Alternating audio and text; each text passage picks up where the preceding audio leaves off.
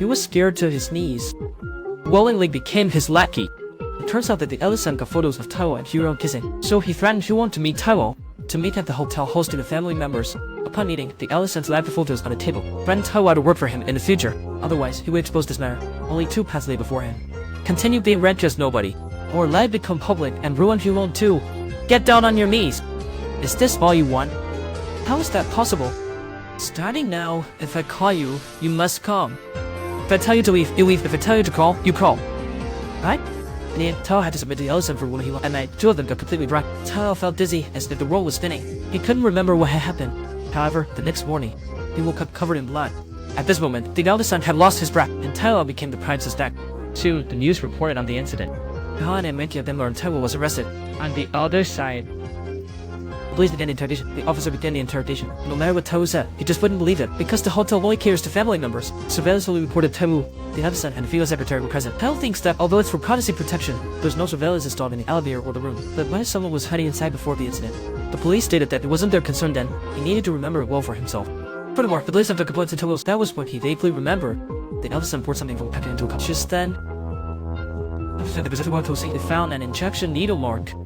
This confirmed his involvement with drugs, but this did not match his impression. On the other side, the chairman was also aware of the situation. He immediately called Renxia. He didn't know why. Spanish circuit does not be encouraged. News kept leaking. They think that some insider is doing this on purpose. The chairman warned Renxia. If he was doing someone's foolish action, that person would have to resign. After Renxia hung up the phone, he touched Taiwu's manager named Blake, his expression both cold and angry. Wait the hell, found us by standing on the balcony. In fact, Huiyuan was worried about Taiwu. Hope my husband can find a way. However, Renxia warned her, no matter what, they are still part of the group. Regardless of the true situation, the interests of the group must come first. And she emphasized that from now on, Huiyuan must erase Taiwu's memories. Don't get yourself angry anymore. The next morning, Taiwu was taken to the Western prison. Then the first trial began. The secretary of the eldest son attended as a witness. His testimony basically matched the surveillance footage. Corroborated that, on the day of the incident, only 3 people were in the room. Earlier, Taiwu had threatened revenge against the eldest son. That night, someone came to see Taiwu, and that person was Renxia. He blamed Taiwu for ruining both of their dreams and everything they have now. Basically, it meant they would part ways from now on. Taiwu suddenly realized something was wrong. Renxia didn't ask him when he wanted to kill the eldest son. It seemed completely unsurprising. At the second trial, the secretary attended again as a witness. This raised suspicions from the chairman. A man who had previously attempted to kill Taiwu was continuously involved in the eldest son's death case. He must have some motive. So he asked Olga to investigate if the eldest son ordered the secretary to kill Taiwu and the real reason for Taiwu stabbing the eldest son. On the other side, Taiwu has been hunger-stricken for 5 days during the afternoon air time. Not sure if it's withdrawal symptoms or malnutrition. He suddenly fainted.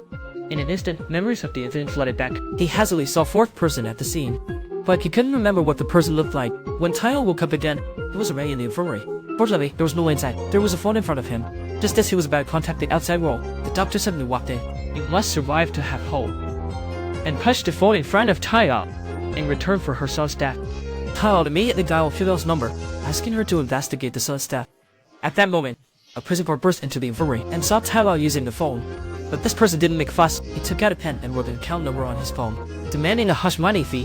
The next day, Renxia filled the vacancy of the general manager. As soon as he took office, he had Taiwu's nameplate removed. At the same time, Huiyuan met with Juliet.